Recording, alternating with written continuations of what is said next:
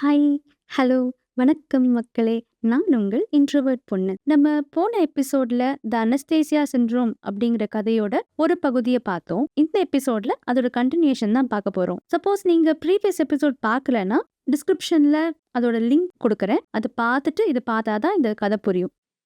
So, நம்ம கதாநாயகி Judith chase doctor Reza பட்டேலோட ஆஃபீஸ்ல ஹிப்னோதெரப்பி எடுத்துக்கிறா. அந்த செஷன்ல அவளுடைய 2 வயசுல நடந்த சம்பவங்கள் இப்ப கிளியரா தெரிய வருது அவளுக்கு. அதையும் தாண்டி பின்னோக்கி 1660க்கே போயிடுறா. அங்க அவ விட்னஸ் பண்றது லேடி மார்கரெட் கெரு அப்படிங்கிறவங்களுடைய எக்ஸிகியூஷன். அதாவது அவங்களுக்கு வழங்கப்பட்ட மரண தண்டனைய இவ நேர்லயே போய் பார்க்குற மாதிரி இவளுக்கு இருக்கு. அந்த லேடி மார்கரெட்டோட தலைய வெட்டுற அந்த தருணம் ஜூடித் கூட்டத்திலிருந்து "stop! Don't do this to her" அப்படின்னு கத்திட்டே ஓடி போய் அந்த லேடி மார்கரெட் மேல விழறா. இவ லேடி மார்கரெட் மேல விழறதுக்கும் அந்த ஆக்ஸ் அந்த லேடி மார்கரெட்டோட கழுத்தை வெட்டுறதுக்கும் சரியா இருந்தது. அடுத்த செகண்ட் ஜூடித் டாக்டர் ரெசாவோட ஆஃபீஸ்ல முழிச்சுக்கிறா. "ஓ டாக்டர், தேங்க்யூ டாக்டர். எனக்கு எல்லாமே ஞாபகம் வந்துடுச்சு. என்னுடைய உண்மையான பேர் சாரா மார்ஷ் இல்ல மேரிஷ். நான் எங்க வாழ்ந்தேங்கிறது இப்ப கிளியரா எனக்கு தெரியுது. நான் எங்க அம்மாவோட அந்த ஒரு நாள் நான் ட்ரெயின்ல ஏறுறதுக்காக போயிட்டுருந்தேன். அப்போ அந்த கூட்ட நெரிசல்லயும் அந்த பாம்பிங்ஸ் வரும்பொழுது எங்க அம்மாவ நான் மிஸ் பண்ணிட்டேன். நான் மட்டும் தான் அந்த ட்ரெயின்ல ஏறினேங்கிற வரைக்கும் எனக்கு நல்லா கிளியரா ஞாபகம் இருக்கு டாக்டர்" அப்படின்னு சொல்றா. "ரொம்ப தேங்க்யூ டாக்டர்" சொல்றா. "வேற என்ன ஞாபகம் இருக்கு ஜூடித்?" அப்படின்னு கேட்குறாரு. "மாலி, எனக்கு ஒரு சிஸ்டர் இருந்திருக்கா டாக்டர். இப்ப எனக்கு இன்னும் நெறைய டேட்டா பாயிண்ட்ஸ் கிடைச்சாச்சு. இத வச்சு என்னால ஈஸியா என்னோட பர்த் டீட்டெயில்ஸ், என்னோட பர்த் ஃபேமிலிய பத்தி என்னால தெரிஞ்சுக்க முடியும்" அப்படின்ட்டு டாக்டருக்கு தேங்க் பண்ணிட்டு கிளம்புறா. கூடவே கேட்டுக்கிறா, இந்த மாதிரி "சப்போஸ் என்னால பர்த் டீட்டெயில்ஸ் ஃபுல்லா கலெக்ட் பண்ண முடியலன்னா, இன்னொரு செஷன் குடுப்பீங்களா?" அப்படின்னு கேட்கிறா. "இப்ப கண்டிப்பா முடியாது. மேபி கொஞ்ச நாட்கள் கழிச்சு வேணா பார்க்கலாம்" அப்படின்னு சொல்லி அனுப்பிடுறாரு. இதுக்கப்புறமா டாக்டர் பட்டேலும் அவரோட அசிஸ்டன்ட் ரெபெக்காவும் டிஸ்கஸ் பண்றாங்க. என்னவோ நடந்திருக்கு. யார பார்த்து "stop! Don't do this to ஹர்ன்னு" கத்தினா அப்படின்ட்டு 2 பேரும் வியக்குறாங்க. அந்த வீடியோ டேப்ப திரும்ப திரும்ப போட்டு பார்க்குறாங்க. டிஸ்கஸ் பண்ணி பார்க்குறாங்க. ஆனா ரெபெக்கா மட்டும் ஒண்ணு நோட் பண்றா. "டாக்டர், நான் ஜூடித்க்கு ஐவி போடும்பொழுது அவ கையில ஒண்ணுமே இல்லவே இல்ல. எந்த தழும்பும் இல்ல. ஆனா செஷன் முடியும்போது பாருங்க, கையில கட்ட விரலுக்கு கீழ ஒரு சின்ன மெல்லிய ஒரு கீறல் மாதிரி ஒரு தழும்பு ஒண்ணு இருக்கு. ஒரு ஃபெயிண்ட் கிரெசன்ட் ஷேப் ஸ்கார் ஒண்ணு இருக்கு" அப்படின்னு சொல்றா. உங்களுக்கு இந்த தழும்பு எங்க பார்த்தோம் ஞாபகம் இருக்கா? என்ன நடக்குது பார்க்கலாம். இது நடக்கும்பொழுது பேரலலா ஸ்டீஃபன் வாழ்க்கையில இன்னொன்னு நடந்துட்டுருக்கு. ஸ்டீஃபன் ஹாலட், ஜூடித்தோட ஃபியான்ஸே இருக்கார் இல்லையா? அவர பிரைம் மினிஸ்டர் கூப்பிட்டு அமைச்சிருக்காங்க. ஏற்கனவே எல்லாரும் கெஸ் பண்ணின மாதிரி தான், இவர் தான் ஃபியூச்சர் பிரைம் மினிஸ்டர்ங்கிற மாதிரியான ஒரு அரசல் புரசலான பேச்சு ஓடிட்டுருக்கு இல்லையா?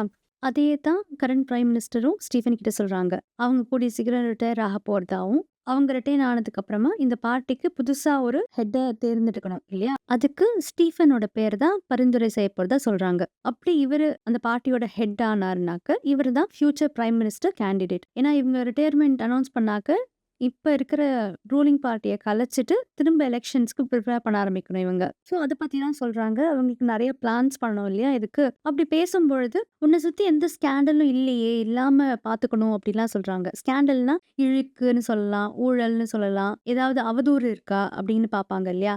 அந்த மாதிரி எந்த ஸ்கேண்டலும் இல்லாம பார்த்துக்கணும். "உன்ன சுத்தி ஒரு பழைய ஸ்கேண்டல் ஒண்ணு இருக்குல்லன்னு" கேட்குறாங்க. அது 30 வருஷ பழைய ஸ்கேண்டல். என்னன்னா, ஸ்டீஃபனுக்கு டைரக்ட்டா சம்மந்தம் இல்ல. ஆனா, அவருடைய ஃபாதர் இன் லா மாமனார் வந்து ஒரு ஸ்கேண்டல்ல இன்வால்வ் ஆயிருந்திருக்காரு 30 வருஷத்துக்கு முன்னாடி. அப்ப ஸ்டீஃபனுக்கு ஒரு 24, 25 வயசு தான் இருக்கும். இவரோட மாமனாரோட லா ஃபார்ம்ல புதுசா ஜாயின் பண்றாரு. அந்த கம்பெனில ஜாயின் பண்ணி 1 வருஷத்துக்குள்ளேயே ஒரு பெரிய ஸ்கேண்டல் ஒண்ணு வெடிக்குது. அதாவது இந்த மாமனார் அவரோட கிளையண்ட்ஸோட பணத்த கையாடல் பண்ணிட்டாரு. எம்பெசில்மென்ட் அப்படின்னு சொல்லுவாங்க. அந்த மாதிரி ஒரு பெரிய ஒரு ஸ்கேண்டல் நடந்திருந்திருக்கு. அப்போ ஸ்டீஃபனுக்கும் இதுக்கும் சம்மந்தம் இருக்குமான்னுலாம் செக் பண்ணியிருந்திருக்காங்க. ஆனா, எல்லா இன்வெஸ்டிகேஷனையும் தாண்டி ஸ்டீஃபனுக்கும் இதுக்கும் சம்மந்தம் இல்லன்னு தீர்ப்பு வந்திருந்திருக்கு. அதே மாரி அந்த மாமனாருக்கு ஒரு 5 வருஷம் ஜெயில் தண்டனை கிடைச்சிருந்திருக்கு. இது ஒண்ணு தான் இந்த ஸ்டீஃபனோட வாழ்க்கையிலேயே ஒரு கருப்பு புள்ளின்னு சொல்லலாம். அது தவிர்த்து அவர் சூப்பர் கிளீன். ஸோ இந்த ஒரு சின்ன பிரச்சனை ஒரு பெரிய மேட்டர் கிடையாது. ஆனா, இவரு ஃபியூச்சர் பிரைம் மினிஸ்டர்ன்னு பேச்சு அடிபடும் பொழுது, நம்ம மீடியா மத்த மக்கள் எல்லாருமே வந்து பழச பத்தி கலருவாங்க இல்லையா? அப்ப ஆட்டோமேட்டிக்கா அந்த 30 வருஷத்துக்கு பழைய ஸ்கேண்டல்லாம் பத்தி பேசுவாங்க. ஆனா, அது ஒரு பெரிய ப்ராப்ளமா இருக்கக்கூடாது. இதுக்கு மேல எந்த ஒரு இழுக்கும் இல்லாம பார்த்துக்கணும்னு சொல்றாங்க. அவங்களுக்கு ஏற்கனவே ஜூடித்க்கும், ஸ்டீஃபனுக்கும் இருக்கிற ரிலேஷன்ஷிப் பத்தி கொஞ்சம் கொஞ்சம் தெரிஞ்சிருந்திருக்கு. ஸோ, அத பத்தியும் பேசுறாங்க. அவ ஒரு பிரிட்டிஷ் வார் ஆர்ஃபன் இல்லையா? ஸோ அது வந்துட்டு ஸ்டீஃபனுக்கு பாசிட்டிவே தவிர்த்து நெகட்டிவா இருக்காது. ஏன்னா அவளுடைய அடாப்டிவ் பேரண்ட்ஸும் கொஞ்சம் ப்ராமினன்ட் பீப்பிள் தான் போலிருக்கு. அவளுடைய அடாப்டிவ் ஃபாதர் ஒரு அமெரிக்கன் நேவி ஆஃபீசர் அப்படிங்கிற மாரிலாம் பேசிட்டு இருக்காங்க. இது எதுவுமே தெரியாம ஜூடித் குஷியா அவளோட ரெண்டல் ஹவுஸ்க்கு வரா. என்னுடைய பர்த் பேரண்ட்ஸ நான் தேடப் போறேன். எனக்கு நெறைய இம்பார்ட்டன்ட் டீட்டெயில்ஸ் தெரிஞ்சு போச்சு அப்படின்லாம் யோசிச்சுட்டே வரா. இன்னைக்கு எப்படியான ஸ்டீஃபன் கிட்ட இத பத்தி சொல்லிடலான்னு கூட யோசிக்கிறா. ஸ்டீஃபனும் இன்னைக்கு ஒரு நியூஸ் சொல்லணும்னு வெயிட் பண்ணிட்டு இருக்காரு. 2 பேரும் டின்னருக்கு மீட் பண்ண போறாங்க. இவ குஷியா டின்னருக்காக ரெடி ஆயிட்டு இருக்கா. அப்பதான் அந்த ஸ்கார பார்க்குறா. என்னது இது? என்ன தழும்பு இது? நம்மளுக்கு இதுக்கு முன்னாடி எதுவும் இல்லையே! ஓஹோ! நம்ம சின்ன வயசுல இருக்கும்பொழுது இந்த கதவுக்கு இடுக்குல நசுக்கிட்டோமே! அந்த தழும்பு இப்ப வருதா? அப்படின்லாம் யோசிக்கிறா. ஏதோ டாக்டர போய் பார்க்கலாம் அப்படின்னு யோசிச்சு வச்சுக்கிறா. டின்னருக்கு கிளம்புறா. 2 பேரும் குஷியா மீட் பண்ணிக்கிறாங்க. ஆனா ஃபர்ஸ்ட்டு நியூஸ் சொல்றது ஸ்டீஃபன் தான். இந்த மாதிரி நான் தான் அடுத்த பிரைம் மினிஸ்டர் கேண்டிடேட். எனக்கு இன்னும் நெறைய வேலைகள் இருக்கு. என்னுடைய பேர் எந்த ஸ்கேண்டல்லயும் மாட்டாம பத்திரமா இருக்கணும் அப்படின்லாம் சொல்றாரு. அந்த 30 வருஷத்துக்கு பழைய ஸ்கேண்டல் பத்தி ஜூடித் கிட்ட சொல்றாரு. இப்பதான் ஜூடித் டிசைட் பண்றா நம்மளால நம்ம பர்த் பேரண்ட்ஸ் சர்ச் பத்தியும் சொல்ல முடியாது. டாக்டர் ரெசா பட்டேல் கிட்டக்க ஹிப்னாசிஸ் எடுத்தது பத்தியும் சொல்ல முடியாது அப்படின்னுட்டு. ஏன்னா டாக்டர் பட்டேல் என்னதான் ரெனவுன்ட் சைக்கியாட்ரிஸ்ட்டா இருந்தாலுமே நெறைய இடத்துல ஒரு கான்ட்ரோவர்ஷியல் ஃபிகர் தான் அவரு. எஸ்பெஷலி அவருடைய அனஸ்தேசியா சிண்ட்ரோம் சயின்டிஃபிக் வேர்ல்ட்லயும் சரி, ஜெனரல் பப்ளிக் கிட்டயும் சரி கான்ட்ரோவர்சிஸ் நெறைய இருக்கு. அது ஒரு ட்ரிக்கியான டாபிக் இல்லையா? அண்ட் சப்போஸ் இவருடைய பர்த் பேரண்ட் இல்லனா பர்த் ஃபேமிலி ஒரு எக்ஸ்டெண்டட் ஃபேமிலில எங்கேயான ஏதாவது ஒரு இஷ்யூ இருக்கு. ஏதாவது ட்ரக் ரிலேட்டடாவோ இல்ல வேற ஏதாவது இஷ்யூ இருக்குன்னு சொன்னாக்க, அது ஃபியூச்சர்ல ஸ்டீஃபனோட பேர பாதிக்கலாம். அதனாலேயே இவ ஸ்டீஃபன் கிட்ட இப்போதைக்கு இத சொல்ல வேணாம்னு டிசைட் பண்ணிடுறா. அப்புறம் அப்படியே அந்த வீக்கெண்டே வந்துடுது. ஃப்ரைடே ஈவினிங் ஸ்டீஃபனும் ஜூடித்தும் கிளம்பி ஸ்டீஃபனோட ஒரு ஃபேமிலி வீடு ஒண்ணு இருக்கு. ஃபேமிலி மேனர் பரம்பரை வீடுன்னு சொல்லலாமே. அங்க போறாங்க. அந்த வீடுடைய பெயர் எட்ஜ் பார்டன் மேனர். அதோடைய அருமை பெருமைகளை பத்தியெல்லாம் ஸ்டீஃபன் சொல்லும்பொழுது, ஜூடித் சொல்றா 900 வருஷத்துக்கு முன்னாடி கட்டப்பட்ட ஒரு வீடு அப்படின்னு சொல்றா. இவ தான் ஹிஸ்டாரியன் ஆச்சே! உனக்கு நெறைய தெரிஞ்சிருந்திருக்கும் அப்படிலாம் சொல்றாரு ஸ்டீஃபன். அண்ட் அவர் கூடவே சொல்றாரு, உன்னுடைய புக்ல கூட இது ஃபீச்சர் ஆறதுக்கு சான்சஸ் இருக்கு. ஏன்னா இது சார்ல்ஸ் 2 மன்னனுடைய காலத்துல தான் எங்க ஃபேமிலிக்கு இது கிஃப்ட்டா வழங்கப்பட்டது அப்படின்னு சொல்றாரு. அதாவது ராயல் கிஃப்ட்ஸ்ன்னு சொல்லுவாங்க. யாராவது பண்ற சேவைய பாராட்டி இந்த மாதிரி வீடோ, நிலமோ, பேலஸோ அது மாரி குடுப்பாங்க கிஃப்ட்டா. அந்த மாதிரி ஹாலட் ஃபேமிலிக்கு வந்த ஒரு கிஃப்ட் இது அப்படின்லாம் சொல்றாரு. கூடவே அவர் சொல்றாரு, என்னுடைய ஆன்செஸ்டரான சைமன் ஹாலட் அவருக்கு தான் முதல்ல இது கிஃப்ட்டா வழங்கியிருந்திருக்காரு சார்ல்ஸ் 2 மன்னன். எனக்கு அந்த சைமன் ஹாலட் பத்தி பெரிய நல்ல அபிப்பிராயம் எதுவும் கிடையாது. ஏன்னா நான் அவர் கேள்விப்பட்ட வரைக்கும் ரொம்ப கன்னிங்கான ஒரு ஃபெலோன்னு கேள்விப்பட்டிருக்கேன். ஆனா எனக்கு இந்த வீடு ரொம்ப பிடிக்கும் அப்படின்லாம் சொல்லிட்டு வராரு. வீடு வாசலுக்கு வந்த உடனேயுமே ஜூடித்துக்கு ஒரு இனம் புரியாத ஒரு உணர்வு. நம்ம இங்க ஏற்கனவே வந்திருந்திருக்கோம், வாழ்ந்திருந்திருக்கோம் அப்படிங்கிற மாதிரியான ஒரு உணர்வு.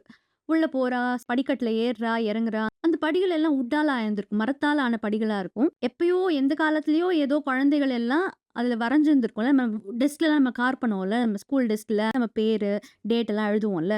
அந்த மாதிரி குழந்தைகள் நெறைய படங்கள் வரைஞ்சிருந்திருக்கு. அதுக்கப்புறம் பெயர்கள் பொறிக்கப்பட்டிருக்கு. இனிஷியல்ஸ் மட்டும் இருக்கும். அந்த மாதிரி ஒரு பர்ட்டிகுலர் கார்விங் மேல கைய வச்சு தடவுறா ஜூடித். அதுல எழுதியிருக்கிறது விசி 1635 அப்படின்னுட்டு எழுதியிருக்கு. இவ வின்சென்ட் முணுமுணுக்கிறா. இவ ஏதோ டிரான்ஸ்ல இருக்கிற மாதிரி இருக்கா. அப்படியே நடந்து போய் அங்க ஒரு பால் ரூம் இருக்கு. அங்கதான் கேதரிங்ஸ்லாம் நடக்கும் இல்லையா? அந்த மாதிரி ஒரு பால் ரூம் ஒண்ணு இருக்கு. அதுக்கு போய் பார்த்தாக்க அங்க ஏதோ இவளே 17th செஞ்சுரியில இருக்கிற மாதிரி ஒரு ஃபீலிங் இருக்கு இவளுக்கு. அப்போ அவளோட அந்த ஸ்கார் ரெட் கலர்ல மாறுது. இப்போ இவ இருக்கிற நாள் டிசம்பர் 18, 1641. அதே எட்ஜ் பார்டன் மேனர்ல தான் இருக்கா. இப்ப நமக்கு என்ன தெரிய வருதுன்னா, இந்த வீடு Edge Barton manor lady Margaret கருவோட ஃபேமிலி வாழ்ந்த இடம். அங்க சர் ஜான் கரு அப்படிங்கிறவர் தான் இவளுடைய ஹஸ்பண்ட். இவங்க 2 பேருக்கும் ஒரே ஒரு பையன் 16 இயர்ஸ் ஓல்ட் வின்சென்ட் கரு. இந்த காலகட்டத்துல சர் ஜானுக்கு 50 வயசு, மார்கரெட்க்கு 32 வயசு. இந்த பர்டிகுலர் டே ஏதோ ஒரு சின்ன கேதரிங் நடக்குது. இந்த கேதரிங்க்கு அழையா விருந்தாளியா சைமன் ஹாலட் வந்திருக்கான். சைமன் ஹாலட் வந்து ரொம்ப ஃபாக்ஸியான டைப், ரொம்ப கன்னிங்கான பர்சன்ங்கிறது மார்கரெட்க்கும் தெரியுது, வின்சென்ட்க்கும் தெரியுது. அண்ட் 2 பேருக்குமே அவனை பிடிக்கல. பேச்சுவார்த்தைகள் நடக்குது. மார்கரெட் சொல்றா, இனிமே இந்த வீட்டுக்கு நீ வராத அப்படின்னு சொல்லிடுறா. கூடவே நம்மளுக்கு இன்னொன்னு தெரிய வருது, அந்த பொலிட்டிக்கல் சிச்சுவேஷன் அப்பவே சரியில்லை. சார்ல்ஸ் 1 மன்னனுக்கும் பார்லிமெண்ட்டுக்கும் நிறைய கருத்து வேறுபாடுகள் இருக்கு. அப்படி அது பெருசா போச்சுனாக்க சிவில் வாரே வெடிக்கும் அப்படிங்கிற அளவுக்கு பேச்சு ஓடிட்டு இருக்கு. Back to present. ஸ்டீஃபன் ஜூடித்தை எழுப்புறாரு. அவ கையில ஸ்கார்லாம் ஒன்றும் பெருசா கண்ணுக்கே தெரியவே இல்லை, ஃபெயிண்டா தான் இருக்கு இப்போ. இதுக்கப்புறம் பாஸ்ட், பிரசன்ட் மாறி மாறி வரும். அண்ட் நம்ம ஆத்தர் மேரி ஹிக்கின்ஸ் கிளார்க் இந்த புக்ல நெறைய இடங்கள்ல அந்த 17th செஞ்சுரியில நடந்த சிவில் வார், ரியலாவே நடந்த அந்த வார பத்தி நெறைய இன்ஃபர்மேஷன் அங்கங்க மென்ஷன் பண்ணியிருப்பாங்க. இந்த புக்க படிக்கும்பொழுது உங்களுக்கு இன்னும் கிளாரிட்டி நெறைய கிடைக்கும். அண்ட் உங்களுக்கு ஹிஸ்டரியில இன்ட்ரெஸ்ட் இருந்ததுனாக்க, கண்டிப்பா இன்டர்நெட்ல சர்ச் பண்ணாக்க அந்த சிவில் வார் பத்தி மோர் டீட்டெயில்ஸ் கிடைக்கும். வீக்கெண்ட் முடிஞ்சு பேக் டு ஒர்க் 2 பேரும் அவங்க ஒர்க் பார்க்க ஆரம்பிச்சிடுறாங்க. ஜூடித் அவளோட புக்கோட ரிசர்ச் கண்டினியூ பண்றா. புக்க ரிசர்ச் பண்ணும்பொழுது ஹிஸ்டாரிக்கலி நடந்த இம்பார்ட்டன்ட் ஈவெண்ட்ஸும் எங்க நடந்ததோ அதை விசிட் பண்ணுவா இல்லையா? அந்த மாதிரி ஒரு தடவை விசிட் பண்ணும்பொழுது இன்னொரு எபிசோட் நடக்குது. மார்கரெட் இப்ப நிக்கிற இடம் மார்ட்சன் மூர் அப்படிங்கிற ஒரு போர்க்களம். ஜூலை மாதம் மாலை வேளை 1644வது வருஷம். இவ இங்க எதுக்கு வந்திருக்கானா, அவ பையன் வின்சென்ட் இன்னும் உயிரோட இருக்கானான்னு பார்க்க வந்திருக்கா. அன்னைக்கு போர் முடிஞ்சிருந்தது. அந்த போர்க்களம் முழுக்க பிணக்குவியல்களா இருக்கு. அங்க வின்சென்ட்டையும் பார்க்கறா. 20 வயசான வின்சென்ட் வீர மரணம் அடைந்திருக்கான். வின்சென்ட் கதறா. கண்ணுல ஆனா ஒரு துளி கண்ணீர் இல்ல. ஒரு வைராகியம் இருக்கு. மனசு ஃபுல்லா வெறுமை தான் இருக்கு. சோகம், வெறுமை, விரக்தி. அந்த விரக்தியில என்ன சொல்லிடுறா, சார்ல்ஸ் I மன்னனையே கொன்னுடலாங்கிற அளவுக்கு பேசிடுறா. ஜூடித் கண்ணு திறந்து பார்க்கும்பொழுது அவ டூரிஸ்ட் ஸ்பாட்ல நிக்கிறா. சுத்தி ஃபுல்லா டூரிஸ்டா இருக்காங்க. டூரிஸ்ட்ல இருந்து யாரோ ஒருத்தங்க கேக்குறாங்க, சார்ல்ஸ் I மன்னனுக்கு எந்த வருஷம் மரண தண்டனை கொடுத்தாங்கன்னுட்டு. டூரிஸ்ட் கைடு ஆன்சர் பண்றதுக்கு முன்னாடி இவ ஆன்சர் பண்றா, ஜான்வரி 30, 1649. மார்ட்சன் மூர்ல நடந்த போர் முடிஞ்சு 4.5 வருஷத்துலயே அவருக்கு மரண தண்டனை கொடுத்துட்டாங்க அப்படிங்கிற மாதிரி சொல்றா. வீட்டுக்கு போற வழியில தான் ஒன்னு ரியலைஸ் பண்றா. நம்ம இந்த புக்கை ஸ்டார்ட் பண்ணும்பொழுது அரச குடும்பத்துக்கு சாதகமா தான் நம்ம எழுதலான் இருந்தோம். ஆனா போக போக நம்மளுக்கு ரிசர்ச் பண்ண அந்த குரோம்வெல்ங்கிறவருடைய தலைமையில தான் அந்த ஆப்போசிஷன் ஆர்மி போரிட்டு இருந்திருக்காங்க. அந்த ஆர்மி மேல இருக்கிற நியாயங்கள் நம்மளுக்கு புரிய வருதோ அப்படிங்கிற மாதிரி ஒரு ரியலைசேஷன் வருது இவளுக்கு. அடுத்த நாள் இவளுடைய பர்த் பேரண்ட்ஸை பத்தின சர்ச்சை தொடங்குறா. ரெஜிஸ்டர் ஆஃபீஸ்க்கு போறா. போற வழியில துணி கடையில டெம்ப்ட் ஆகி ஒரு அழகான ஒரு பச்சை கலர்ல ஒரு க்ளோக் ஒன்று வாங்குறா. க்ளோக்னா ஒரு கோட், லாங் கோட் மாதிரி ஹோடியெல்லாம் இருக்கிற மாதிரி ஒரு அழகான ஒரு ட்ரெஸ் வாங்கிக்கிறா. ரெஜிஸ்டர் ஆஃபீஸ்க்கு போய் அங்க 1942 உடைய ரெக்கார்ட்ஸ் எடுத்து பார்க்குறா. மார்ஷ்ங்கிற பேரும் இல்லை, மேரிஷ்ங்கிற பேரும் இல்லை, சாராங்கிற பேரும் இல்லை. அந்த ரெஜிஸ்டர் ஆஃபீஸில் ஹெல்ப்பர்ஸ் இருப்பாங்க இல்லையா, அவங்க கிட்ட கேட்கும் பொழுது தான் தெரிய வருது, வார் டைம்ங்கிறதுனால பர்த் ரெக்கார்ட்ஸ் கொஞ்சம் மாதங்கள் கழிச்சு கூட பண்ணியிருந்திருக்கலாம் அப்படிங்கிற மாதிரி தெரிய வருது இவளுக்கு. இவ எல்லா பாசிபிலிட்டிஸும் தேடி பார்க்குறா. அன்னைக்கு நாள் ஃபுல்லாக இதுலேயே கழிச்சிடுறா. ஒரு இன்ஃபர்மேஷனும் கிடைக்கல. இவளுக்கு மனசு உடஞ்சு போயிடுது. சப்போஸ் அந்த ஹிப்னாசிஸ்டில் இவளை ரியலைஸ் பண்ணதெல்லாம் இமேஜினேஷனாக இருக்குமோங்கிற அளவுக்கு யோசிக்கிறா. அன்னைக்கு நைட்டு ஸ்டீஃபன் கால் பண்ணுறாரு. எலெக்ஷன்ஸ்க்கு டேட்ஸ் கன்ஃபார்ம் ஆயிடுச்சுன்னு சொல்கிறாரு. எலெக்ஷன் வின் பண்ணால் இவர் தான் பிரைம் மினிஸ்டர். மார்ச் 13 அன்னைக்கு எலெக்ஷன் இருக்கும். ஏப்ரலில் நம்ம கல்யாணம் பண்ணிக்கலாம். எட்ஜ்பார்டன் மேனர்லேயே ஒரு லோ ப்ரொஃபைல் வெட்டிங் ஒன்று வச்சுக்கலாம் அப்படிங்கிற மாதிரி பேசிக்கிறாங்க. இவளுடைய ரிசர்ச் அன்னைக்கு நைட்டும் கண்டினியூ ஆகுது. எப்பப்பெல்லாம் இவ 17th செஞ்சுரி பற்றின ஏதாவது ஒரு விஷயம் படிக்கிறாளோ, அது சம்மந்தப்பட்ட ஏதாவது ஒரு இடத்துக்கு போகிறாளோ, அப்பெல்லாம் மார்கரெட் வெளியே வரா. மார்கரெட் எப்பெல்லாம் வெளியே வராளோ அப்பெல்லாம் இவளோட தம்ல இருக்கிற அந்த ஸ்கார், அந்த தழும்பு செக்கச்சவேல்னு பளிச்சுன்னு தெரியுது. இப்பயும் அப்படிதான். இப்ப எதை பத்தி படிச்சுட்டு இருக்கானா, சார்ல்ஸ் II மன்னன் தலைமறைவாகி ரொம்ப வருஷம் கழிச்சு திரும்ப அரியணை ஏறுறாரு. அவர் அரியணை ஏறும்பொழுது அவருக்கு வயசு 30. மே 29, 1660 தான் அவர் திரும்ப மன்னர் ஆறார். இதை பத்தி யோசிக்கும் பொழுது திரும்ப மார்கரெட் வெளியே வரா. இப்ப இருக்கிற நாள் செப்டம்பர் 24, 1660. வின்சென்ட் செத்து 16 வருஷம் ஆயாச்சு. சர் ஜானுக்கு உடம்பு ரொம்ப மோசமாயாச்சு. அவருக்கு எங்க இருக்கோம், எப்படி இருக்கோன்னே ஒண்ணுமே புரியவே இல்லை. வயசாச்சுன்னா இந்த மாதிரி டிசீசஸ் ஆட்டோமேட்டிக்காக வந்துடும் இல்லையா? அந்த மாதிரி அவருக்கு நிறைய விஷயங்கள் மறந்து போயாச்சு. வின்சென்ட் இன்னும் உயிரோடு இருக்காங்கிற மாதிரியே யோசிச்சுட்டு இருக்காரு. லேடி மார்கரெட் வெறும் வெறுமையில தான் வாழறாங்க. குவயட் லைஃப், எட்ஜ்பார்டன் மேனர்ல ஒரு சந்தோஷம் கிடையாது, ஒன்றும் கிடையாது. சர் ஜான்கிட்டையும் பேச முடியாது. நம்பிக்கை உரிய வேலையாட்கள் மட்டுமே இருக்காங்க. சார்ல்ஸ் II மன்னன் வேற ரிவெஞ்ச் மோட்ல இருக்காரு. அவர் என்ன பண்றாரு, யாரெல்லாம் அந்த ரெஜிசைட் அப்படிங்கிற ஒரு அக்ரிமெண்ட்ல கையெழுத்து போட்டாங்களோ அவங்க எல்லாரையும் நான் கொல்ல போறேன் அப்படிங்கிற மாதிரி சொல்றாரு. அட் த சேம் டைம் நீங்களா சரண்டர் ஆனீங்க அப்படின்னு சொன்னாக்க நான் கன்சிடர் பண்ணுவேன் அப்படின்னு சொல்றாரு. இப்போ லேடி மார்கரெட் ஒரு ஐடியா பண்றாங்க. என்ன பிளான்னா, சர் ஜான் சரண்டர் ஆறேன் அப்படிங்கிற மாதிரி ஒரு வண்டியில கிளம்பி போகணும். போற வழியில ஹைவே மேனால கொல்லப்பட்டார் அப்படிங்கிற மாதிரி ஒரு தோற்றத்தை ஏற்படுத்தணும்னு டிசைட் பண்றா. அதாவது இவர் கிளம்புற மாதிரி கிளம்புவாரு, ஆனா திரும்ப வந்துருவாரு எட்ஜ்பார்டன் மேனருக்கே. இங்க ரகசிய அறைகள் நிறைய இருக்கும். அதுல ஒரு அறையில இவரை வச்சு பத்திரமா பாத்துக்கலாம் அப்படிங்கிற மாதிரி பிளான் பண்றா. ஆனா விதி யாரை வெட்டுது? விதி சைமன் ஹாலட் ரூபத்துல வருது. அக்டோபர் 2 விடியற நேரம். இன்னும் சூரியன் கூட உதிக்கல, அவ்வளோ சீக்கிரமா வந்துடுறான். கார்ட்ஸை கூப்பிட்டு வந்திருக்கான். பயங்கர அரகண்டா இருக்கான். எல்லா ரூமையும் தேடுங்க. ஒரு இடுக்கு எங்கேயுமே விடக்கூடாது. இந்த சர் ஜான் இங்க தான் இருக்காரு. எனக்கு நல்லா தெரியும். இங்க நெறைய சீக்ரெட் ரூம்ஸ் இருக்கும். எல்லா இடத்துலயும் போய் தேடுங்க அப்படின்னு சொல்றான். சர்வன்ட்ஸ் எல்லாம் பயமுறுத்தி கொன்னுடுவேன் அப்படின்லாம் சொல்லி துன்புறுத்தி சர் ஜான் இருக்கிற இடத்தையும் கண்டுபிடிச்சாச்சு. அவரை தரன்னு இழுத்துட்டு போறாங்க. சர் ஜானுக்கு என்ன நடக்குதுன்னு புரியல. அவர் வயசாயிடுச்சு. இவன் நம்ப மாட்டேங்கிறான். அவர் நடிக்கிறாரு அப்படிங்கிறான். மார்கரெட் கதர்றா. சைமன் கால்ல போய் விழறா. சைமன் ஹாலட் கால்ல போய் விழுந்து கெஞ்சுறா, விட்டுரு, தயவு செஞ்சு சர் ஜானை விட்டுரு, என்ன நீ அரெஸ்ட் பண்ணிக்கோ, நான் தான் கம்பல் பண்ணினேன் சர் ஜானை வந்து கையெழுத்து போட சொல்லி. சர் ஜான் வேண்டான்னு சொன்னாரு, நான் தான் கம்பல் பண்ணேன் அப்படிங்கிற உண்மையை சொல்லிடுறான். சைமன் ஹாலட் பக்கத்துல இருக்கிற கார்டை பார்த்து சொன்னான், இது கேட்டதுல நீ தான் சாட்சி அப்படின்றான். 2 பேரையும் தரன்னு இழுத்துட்டு போய் லண்டன்ல சார்ல்ஸ் II மன்னன் முன்னாடி நிறுத்தி வைக்கிறான். ஹஸ்பண்டையும் ஒய்ஃபையும் பிரிச்சிருவாங்க. ஏன்னா ஹஸ்பண்டுக்கு தனியா ஒரு தண்டனை கொடுப்பாங்க, ஒய்ஃப்க்கு தனியா தண்டனை கொடுப்பாங்க. இவன் எப்படி போர்ட்ரே பண்றான்னா, சர் ஜான் பொய் சொல்றாரு, அவருக்கு இன்னும் எல்லா விஷயங்களும் ஞாபகம் இருக்கு, அவர் எவ்வளவு பெரிய மனுஷன், அவர் என்னெல்லாம் பண்ணிருக்காரு அவர் சின்ன வயசுல, இந்த ஒரு லேடி சொன்னான்னுட்டு சைன் போட்டுருவாரா, அவருக்கா சொந்த மூளை இருக்காதா அப்படிங்கிற அளவுக்கு வாதாடி சார்ல்ஸ் II மன்னன் கிட்ட சர் ஜானுக்கு மரண தண்டனை தான் கொடுத்தாகணும் அப்படிங்கிற மாதிரி பேசிடுறான். இங்க லேடி மார்கரெட் கதர்றா, ஒரு தடவை நான் சார்ல்ஸ் II மன்னனை பாத்துடுறேன் அப்படின்னு கதர்றா, என்னோட ஹஸ்பண்ட்காக நான் வாதாடணும் அப்படின்னு சொல்லி கதர்றா. சார்ல்ஸ் II மன்னன் ரொம்ப கருணை உள்ளம் கொண்டு நிறைய பேரை மன்னிச்சு விட்டுடுறாரு. ஈவன் அந்த கிராம்வெல் அப்படிங்கிறவர் தானே ராயல்ஸுக்கு அகேன்ஸ்டா போரிட்டாரு, அவருடைய ஃபேமிலியே மன்னிச்சிட்டாரு. அவர் ஒய்ஃபை மன்னிச்சிட்டாரு. கிராம்வெல்லோட பையனுக்கு மன்னிச்சு இவருடைய அரசாங்கத்திலே பெரும் பதவி வேற கொடுத்திருக்காரு. சோ லேடி மார்கரெட்டுக்கு நல்லா தெரியும், சார்ல்ஸ் II மன்னன் கிட்ட பேசினாக்க ஜானையும் இவளையும் விட்டுறதுக்கு நிறைய சான்சஸ் இருக்கு. மார்கரெட்டை கொன்னா கூட பரவாயில்ல, சர் ஜான் உயிரோட இருக்கணும் அப்படிங்கிற அளவுக்கு யோசிக்கிறான். ஆனா சைமன் ஹாலட் அப்படிங்கிற ஒரு துரோகி ஒருத்தன் இருக்கான் நடுவுல. அவன் என்ன பண்றான்னா, வின்சென்ட் ஆகும்பொழுது இவ வீரவசனம் பேசினால, சார்ல்ஸ் I மன்னனே கொன்னுடுவேங்கிற அளவுக்கு ஒரு வீரவசனம் பேசியிருந்திருப்பா. ஒரு விரக்தியில பேசினது அது. அதை பார்த்த ஒரு விட்னஸை கூட்டிட்டு வந்து சார்ல்ஸ் II மன்னன் முன்னாடி நிறுத்துறான். பாருங்க மன்னா, இவ ரொம்ப கெட்டவ அப்படிங்கிற மாதிரி. 2வது இன்னொரு விஷயம் பண்றான். இவ போய் சார்ல்ஸ் II மன்னன் கால்ல விழப்போறேன் அப்படிங்கிற மாதிரி ஓடுறா.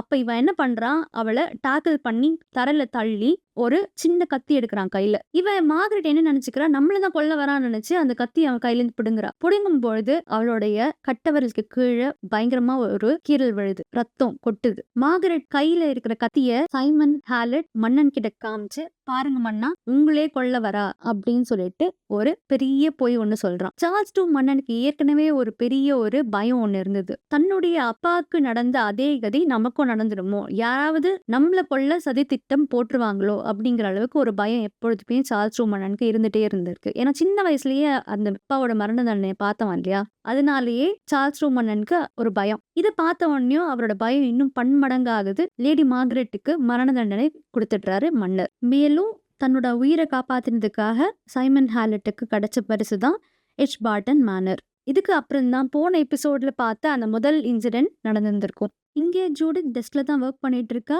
டைம் போனதே தெரியவே இல்லை, சாப்பாடு தொடல, எதுவுமே நகரவே இல்லை. எப்படிடா அதுக்குள்ள 12 மணி ஆச்சு, நம்மள அவ்வளோ கான்சென்ட்ரேட் பண்ணிருக்கோமா அப்படின்னு சொல்லிட்டு யோசிச்சுட்டே போய் தூங்க போறா. தூங்க போகும்பொழுது ஸ்கார் செக்கச்சவேல்னு இருக்கு, அப்படியே கொஞ்சம் கொஞ்சமா குறைஞ்சு அப்படியே ஃபெயிண்டா மறைஞ்சிடுது.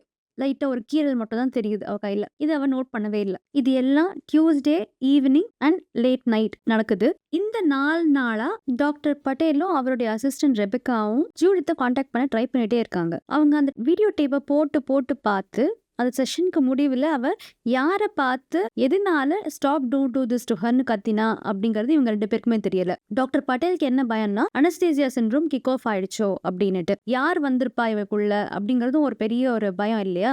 இதனாலேயே ஜூடித்தை காண்டாக்ட் பண்ணி ஏதாவது ஒரு சாக்கு போக்கு சொல்லி அவளை கூப்பிட்டு ட்ரக்கு சைடு எஃபெக்ட் இருக்கான்னு பார்க்கணும் அப்படி இப்படி ஏதாவது சொல்லி கூப்பிட்டுடலாம் அப்படிங்கிற மாதிரி யோசிக்கிறாங்க. ஆனா சாட்டர்டே சண்டே இவ ஊர்லயே இல்ல, அதனால காண்டாக்ட் பண்ண முடியல. மண்டேவும் வெளியில போயிட்டா, காண்டாக்ட் பண்ண முடியல. டியூஸ்டே நைட்டு எடுக்கிற போனை ஜூடித் மாதிரியே இருக்கு குரல் கேட்டா. ஆனா ஜூடித் சேஸ் அப்படின்னு கேட்கும்பொழுது, ஜூடித்லாம் இல்ல இங்க அப்படின்னு சொல்லிடுறா. நீங்க யாரு, அவங்களோட ஃப்ரெண்டா அப்படின்னு கேட்டா, ஃப்ரெண்டா அப்படின்னு சொல்லிட்டு போனை வச்சிடுறா. டாக்டர் பட்டேலுக்கு பயமே வந்துருச்சு, தள்ள கை வச்சு உட்காந்துடுறாரு. ஐயோ நான் என்ன பண்ணிட்டேன், நான் அந்த ட்ரக்கை கொடுத்துருக்க கூடாது, அவளுக்கு அந்த ஹிப்னாசிஸ்க்கு அந்த லெவலுக்கு நான் எடுத்துட்டு போயிருந்திருக்க கூடாது அப்படின்னு சொல்லிட்டு பயப்படுறாரு. இதுல யார் இந்த புது கேரக்டர்னு தெரியாது, இந்த 2 பர்சனாலிட்டி எந்த பர்சனாலிட்டி டாமினன்ட் ஆகுங்கிறது தெரியாது. அண்ட் இப்ப போற போக்க பார்த்தா இந்த போன் எடுத்து பேசினதை பார்த்தாக்க இந்த நியூ பர்சனாலிட்டி தான் டாமினண்டா இருக்குமோன்னு பயப்படுறாரு அவர். அடுத்த நாள் ஜனவரி 24 வென்ஸ்டே ஜூடித் மார்னிங் ஃபுல்லா வீட்லயே தான் உட்காந்து ஒர்க் பண்றா. அப்புறம் மத்தியானத்துக்கு மேல கிங் சார்ல்ஸ் 1 ஸ்டாச்சுவை பார்க்கலாம் அப்படின்னு டிசைட் பண்றா. அதுவும் 17th செஞ்சுரியில கட்டின ஒரு மான்யூமெண்ட். அதனால அதுக்கும் ஒரு சுவாரஸ்யமான ஹிஸ்டரி இருக்குன்னு சொல்லிட்டு அதை போய் பார்க்க போறா. நம்மளுக்கு தான் என்ன நடக்கும் தெரியுமே. சார்ல்ஸ் 1 ஸ்டாச்சுவை பார்த்த உடனேயுமே அந்த ஜூடித் கையில இருக்கிற ஸ்கார் செக்கச்செவேல்னு பளிச்சுன்னு தெரிய ஆரம்பிக்குது. மார்கரெட் வந்தாச்சுன்னு அர்த்தம். இவன் அந்த ஸ்டாச்சுவை பார்த்து சொல்றா, இந்த ஸ்டாச்சுவெல்லாம் இடிச்சு நகர்த்தணும் அப்படின்னு கத்துறா. ஆனா சுத்தி ஃபுல்லா நிறைய டூரிஸ்ட் இருக்கிறதுனால, நிறைய கூச்சல்கள் இருக்கிறதுனால பெருசா கேட்கல யாருக்கும். இதுல என்னன்னா, ஜனவரி 30 தான் கிங் சார்ல்ஸ் 1 நினைவு தினமா. அன்னைக்கு தான் அவருக்கு மரண தண்டனை அளித்த தினம். நெக்ஸ்ட் டியூஸ்டே வந்தீங்க அப்படின்னா இங்க வந்துட்டு நிறைய பேர் வந்து மலர் வளையல்லாம் வைப்பாங்க அப்படின்னு அந்த கைட் டூரிஸ்ட் கிட்ட சொல்லிட்டு இருக்காரு.